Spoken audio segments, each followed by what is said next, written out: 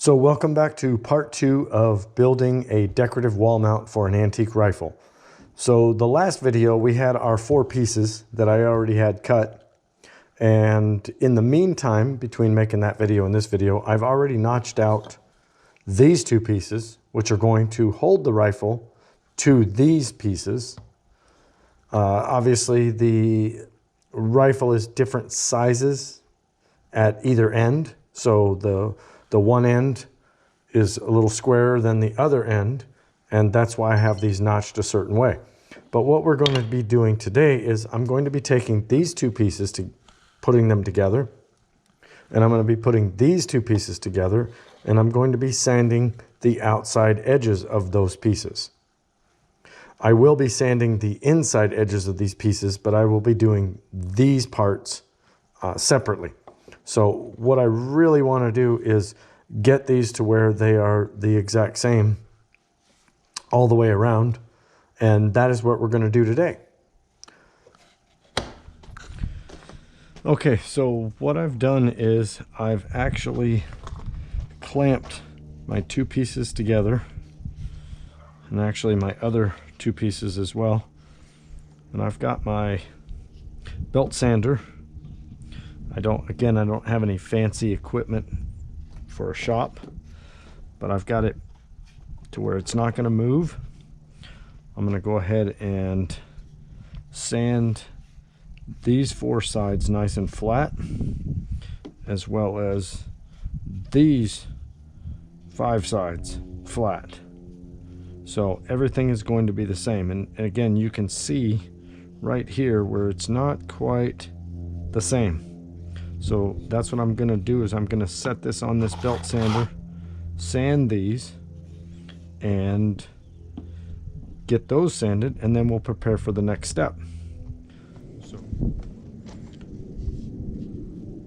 Okay, so I've got this piece all sanded. All 4 sides are nice and smooth and the same. And I'm going to do the same thing with this piece down here. So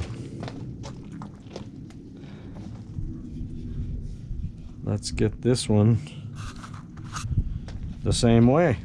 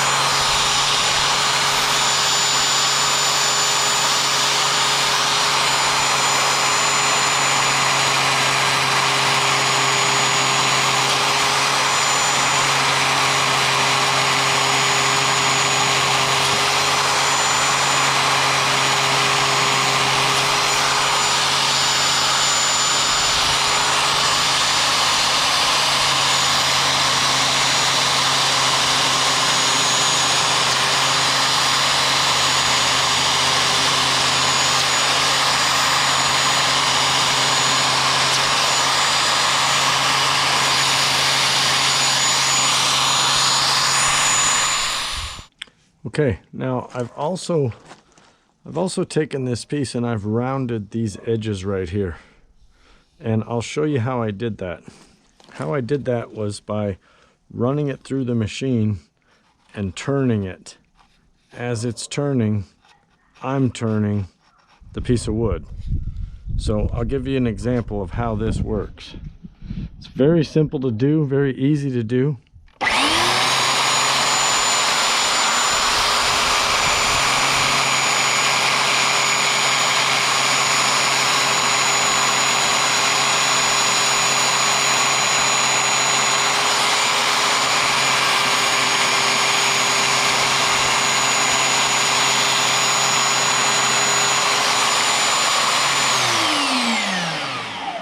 So that's kind of how you can round these pieces. Again, you can do a lot of different things with different tools. What I still need to do is I still need to sand this top piece. So I'm going to do that now, and then we're going to finish this up. Okay, so I have successfully sanded my pieces to where they're the same. So like I said, I clamped these together. I sanded each edge together at the same time. And that way, they're the same. And I also was able to do that with this piece, except, you know, I kind of decided at the last minute that I wanted to round these to kind of give it a, you know, a little bit different of a pattern than just being square. Now, I plan on sanding these inner sides separately, of course, because they're not the exact same. But what's next is I'm going to be routering these pieces. I'm going to put these on my router table, and I'm going to router a nice decorative design around the outside. These are going to stay just as they are. Again, a little bit of sanding. I'm probably going to need to patch it a little bit. So I'll probably do the patching on this and then sand that. Once I'm done with that, I'm going to drill some holes for this to mount to. And this will be kind of what it's going to look like. So we got this piece, that's our back piece. And then our forward piece, which will mount something like that. Again, not quite to the finish line, but we're getting a lot closer. Because I still have to take off this old stain, which I'm going to do by sanding. But I also want to patch all this stuff on the back first before I do that. So both of these pieces need to be patched. These two pieces, they don't necessarily need to be patched because they're going to be up against the wall. Nobody's ever going to see them. So, okay, I was able to take off the stain off these two pieces with the belt sander. At least enough to where I can restain it and clear coat it, so it's still going to look good. But now what I'm going to do is I'm going to go ahead, since I've got the belt sander out anyway, I'm going to go ahead and take the stain, the old stain, off of these two pieces as well. So we're going to go do that real quick.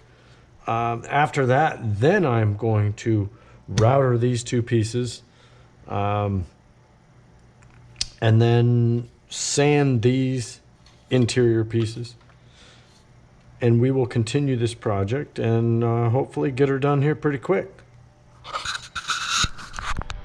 Okay, so I didn't spend a lot of time setting up this belt sander. Again, this is a handheld belt sander, but I've just basically got it mounted to an old sawhorse so it won't move, so I can do what I need to do. Again, I don't have any fancy tools, but you don't need fancy tools for whatever project you might be working on. I mean, think of it this way. Back in the old days, they used hand tools. They didn't have power tools. So at least I'm ahead of the curve. So we're going to go ahead and get rid of this stain by using the belt sander.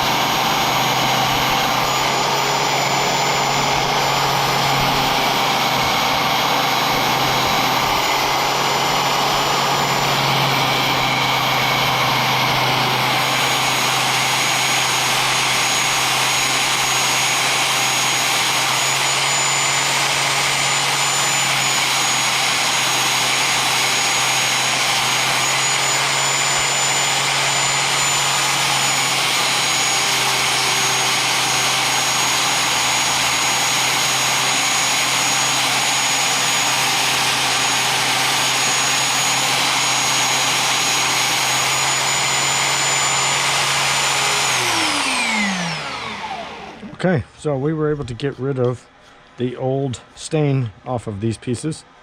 I did a little preliminary sanding on the back just to kind of smoothen it up, so when I start patching, we know where we're at with that. So we're going to go ahead and take this back into the shop and go to the next step.